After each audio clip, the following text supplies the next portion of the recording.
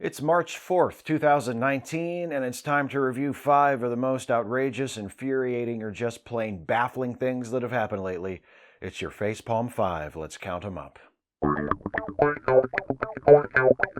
Number 1. Republicans mount petulant, self-defeating effort to discredit Cohen testimony. Last week, Michael Cohen finally testified before Congress. Appearing at a hearing of the House Oversight Committee on Wednesday, Cohen gave a prepared statement in which he painted a portrait of President Trump as a dishonest, racist fraud, and spent the rest of the day answering probing questions from Democrats eager to substantiate his damning testimony and listening to Republicans attempt to discredit him. And hey, fair play, Cohen's history demands that his credibility be questioned.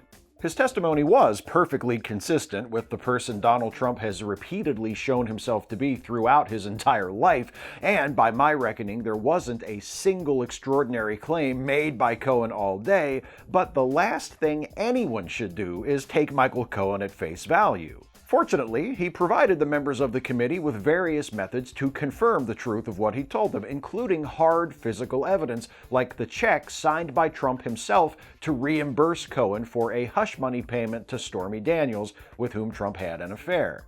I get why Republicans loyal to Trump that's redundant. I get why Republicans are trying to characterize Cohen as an unreliable witness. What else are they going to do? Aid the Democrats in conducting a thorough investigation in order to hold the president accountable for his crimes? Of course not. And at first, it seems like a solid move, because Cohen has lied extensively in the past, as he himself now admits. But here's the problem for Republicans. He lied for Donald Trump. It was his job. He was paid by Trump to lie for him. It doesn't let Cohen off the hook for sure, but it doesn't make Trump look any better either. The Republicans are like defense attorneys for John Gotti. They keep saying, "We can't believe a word this Sammy the Bull guy says. Everyone knows he was second in command of an infamous organized crime family," but they leave out the rather pertinent fact that his boss was John Gotti. And just so there's no misunderstanding, I'm not actually saying that the Republicans trying to protect Trump are like John Gotti's defense attorneys. I don't mean to draw a comparison between what the Republicans are doing and defending the leader of a criminal organization. I'm saying that's literally what the Republicans are doing, because the leader of a criminal organization is what Donald Trump is. Number 2, Maryland legislator reminds us Democrats can be terrible too. Marianne Lasanti, a member of the House of Delegates here in my home state, must have gotten jealous of all the attention her fellow party members have been getting just across the state line in Virginia, because last week she made sure we all knew that, hey, she's racist too. Lasanti, who is white, apologized for describing an area of Prince George's County, the population of which is 2/3 black, as a, quote, N-word district. Lasanti made the remark last month during a gathering with several of her colleagues from the state legislature at an Annapolis cigar bar. Though Lasanti has apologized several times, including a private apology to leaders of the Legislative Black Caucus of Maryland, she claims she doesn't remember making the racist remark. In her public apology, she insists the N-word is not a part of her vocabulary, a claim contradicted by the very act for which she's apologizing. She also told the Washington Post a few weeks ago, "I'm sure I have used the N-word. I'm sure everyone has used it. I've used the F-word. I've used the Lord's name in vain." All right, look, I am not without sin when it comes to the N-word. Up until a couple of years ago, I was still of the opinion that it was okay for a white person to say it as long as they were just quoting it, or referring to it, or using it in some other way that wasn't an explicit insult. I have since seen the light on that, but that doesn't change the fact that I've said that word when I shouldn't have. So I can see where Lasanti is coming from, to a point. And she has apologized and accepted responsibility, which is good, but true contrition requires an understanding of why what you did was wrong. And if Lasanti is saying everyone's used that word and comparing it to using the F word, I wonder if she's really reached that understanding. She didn't just say the N-word, she said it in a way that was explicitly derogatory to black people. Even if you hold to my former position that it's sometimes permissible for white people to use the N-word, the way in which Lasante used it is inexcusable. I think her apologies would resonate a bit more if she stopped writing excuses into them. Number 3, CPAC. Cranks, paranoiacs, and autocrats converge. Speaking of white people who use the N-word, last week was CPAC, the Conservative Political Action Conference. The lineup of speakers included professional trolls, bigots, people who espouse widely discredited theories from behind false fronts of intellectualism. It was like MythCon for Christians.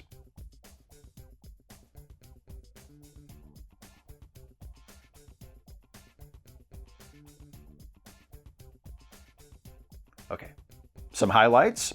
Republican Congressman Mark Meadows kicked things off by claiming that supporters of the Green New Deal want to get rid of all the cows, which became a bizarre runner for the duration of the conference. Former Trump staffer Sebastian Gorka offered a variation during his speech when he claimed Democrats want to take away your hamburgers, adding, "This is what Stalin dreamt about but never achieved."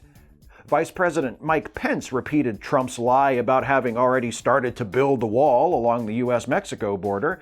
Donald Trump Jr. made a weird, nonsensical Me Too joke, and right after that, Jerry Falwell Jr. made an implicit threat to shoot Alexandria Ocasio-Cortez if she tried to take his cows.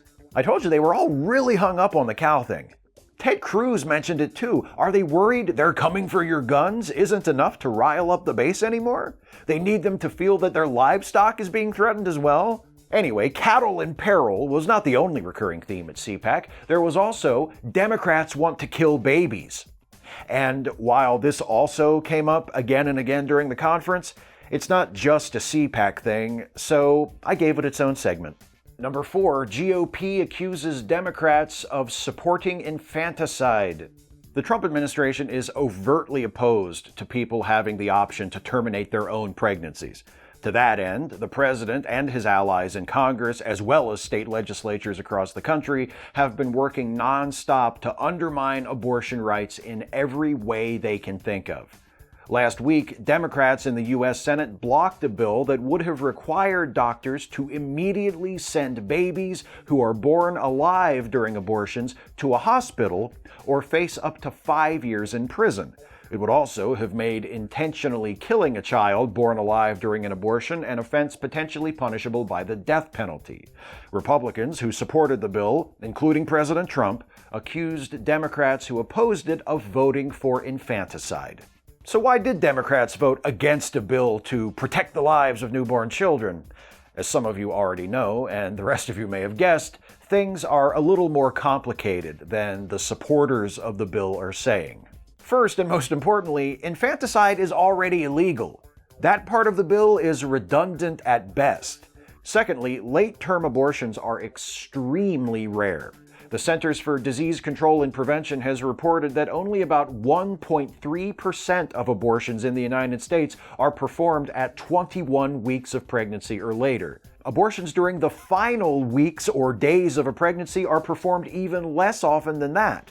In fact, late-term abortions are almost never performed unless it's determined that the infant will be unable to survive anyway.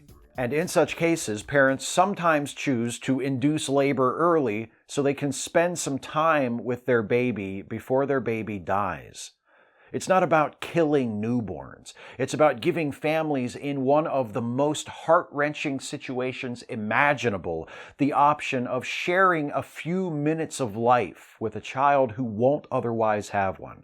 The Republican bill, if passed, could have robbed families of that opportunity by forcing doctors to immediately begin futile medical treatment. The supporters of the bill say they're motivated by a desire to protect the lives of children, but I suspect the true purpose of the bill is to erect further obstacles preventing access to abortion services, including intimidating doctors who provide them. I don't find it moral or admirable. I find it inhuman and despicable. And speaking of which, It's now time for the segment devoted to some of the other things Donald Trump has done recently to disgrace the presidency and embarrass and/or endanger the United States and the rest of the world. It's number 5, the further misadventures of Lord Dampnut. Please keep in mind, as always, the following is not a complete list. Just to circle back to the subject of the last segment for a moment, Trump tweeted, "The Democrat position on abortion is now so extreme that they don't mind executing babies after birth," which is outrageously false and inflammatory even by Trump's usual standard. He reacted to the congressional testimony of Michael Cohen by describing Cohen as one of many lawyers who represented me and saying that he did bad things unrelated to Trump. He also claimed an upcoming book by Cohen contradicts his testimony and tweeted that Congress should demand the transcript of Cohen's book, which Trump said was given to publishers a short time ago. One problem, there is no such book. Cohen was offered a book deal by Center Street, an imprint of Hatchet Book Group, but Cohen's legal troubles got in the way, and according to the publisher, the book never got beyond the proposal stage. The manuscript Trump claims to know the contents of doesn't seem to exist. He spoke to a meeting of governors and made the delusional claim that his daughter Ivanka has created millions of jobs, adding, "I don't know if anyone knows that. I know that no one knows that because you can't know something that isn't true, which it isn't because you just made it up." He shrugged off a judge ruling that his labor secretary, Andrew Acosta, broke federal law by offering a lenient secret plea deal to billionaire pedophile and sex trafficker Jeffrey Epstein, saying, "I really don't know too much about it, and that seems like a long time ago." And he had another summit with North Korean leader Kim Jong-un, this time in Vietnam. The meeting was cut short when, apparently, a disagreement over economic sanctions being lifted in exchange for denuclearization couldn't be resolved, and Trump left Vietnam having gained nothing. But the same can't be said about Kim. He didn't gain the relief from economic sanctions he hoped to get, but he did get the gift of President Trump once again praising him and speaking of their warm, friendly relationship. Trump went even further this time than he has in the past, telling reporters at a press conference after the summit that he'd spoken to Kim about Otto Warmbier, the American college student who was imprisoned in North Korea for nearly a year and a half, spending most of the time in a coma, the cause of which has not been definitively determined. Warmbier died shortly after being released and returned to the U.S. in June 2017. During the press conference, Trump said Kim told him he felt badly about what happened to Warmbier, but that he didn't know about it. Trump said he took Kim at his word. When Warmbier's family, who attended the 2018 State of the Union address at Trump's invitation, responded that Kim's regime was responsible for Otto's death and, quote, "no excuses or lavish praise can change that," Trump insisted that his words had been misinterpreted and boasted that he had been the one to get Otto out of North Korea, while the previous administration did nothing. Not true, by the way. Obama administration officials tried repeatedly throughout the final year of Obama's presidency to secure Warmbier's release, but hey, whatever, that's not the story. The story is the President of the United States taking the word of a dictator who unjustly imprisoned an American citizen who died shortly after he was released, then whining that the rightfully angry parents of that citizen were misinterpreting him before taking credit for bringing their son home. I mean, really, is this how they show their gratitude? Come on! Trump also told Sean Hannity during an interview conducted after the Vietnam summit that he and Kim get along great. "I like him," Trump said. "Why shouldn't I like him?" Trump added, "He's very smart, he's sharp as you can be, and he's a real leader. And he's pretty mercurial. I don't say that necessarily in a bad way." What's a good way for the dictator of the most repressive totalitarian regime on the planet to be mercurial? What's a good way for any head of state to be mercurial, as long as we're on the subject of mercurialness? Because mercurial is a word that you'd normally use to describe someone who was immature, undisciplined, impulsive, moody, childish, and those are traits... You know what? Never mind. I get it. I know why Trump says Kim isn't mercurial in a bad way. I know why Trump likes Kim so much and doesn't see why he shouldn't like him. It's because Kim reminds Trump of his most favorite person in the whole world. That's 5. Speak out, act out, resist, look after each other.